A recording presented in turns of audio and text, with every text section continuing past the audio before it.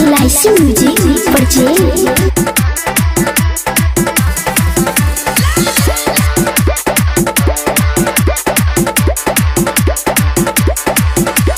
जल उठेबे देवघर जेबे भोला जी के जल चढ़ेबे कार्तिक जी से करबे मुलाकात। कवरिया संग जरे जरे से लफी खींचेबे खड़े छिए हम बम स्मार्ट।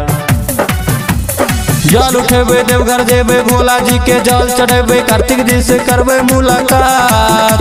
कवरिया सब जरे जरे सेल्फी सेट के खींचबे खड़े छिए हम बम स्मार्ट। देवघर देवघर देवघर भौजी संग जैबै रे साथ में ठुमका लगैबै रे।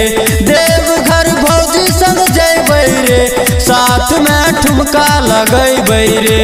साथ में ठुमका लगैबै रे। देवघर भौजी संग जैबै रे साथ में ठुमका लगैबै रे। साथ में ठुमका लगैबै रे।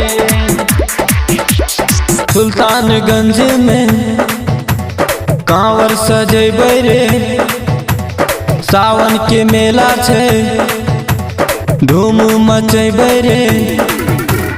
सुल्तानगंज में कांवर सजेबै रे सावन के मेला छे धूम मचेबै रे।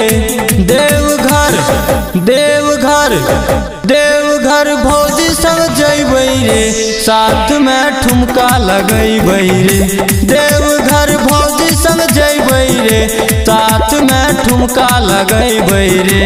साथ में ठुमका लगैबै रे। देवघर भौजी संग जैबै रे साथ में ठुमका लगैबै रे। साथ में ठुमका लगैबै रे।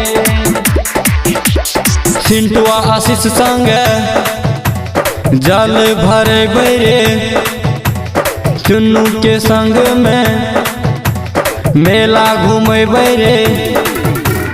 पिंटुआ राजेश संग जल उठेबै रे संजीव के गाना डीजे पर लगेबै रे। देवघर देवघर देवघर भौजी संग जैबै रे साथ में ठुमका लगैबै रे। देवघर भौजी संग जैबै रे साथ में ठुमका लगैबै रे। LIC music recording studio Triveniganj Supaul.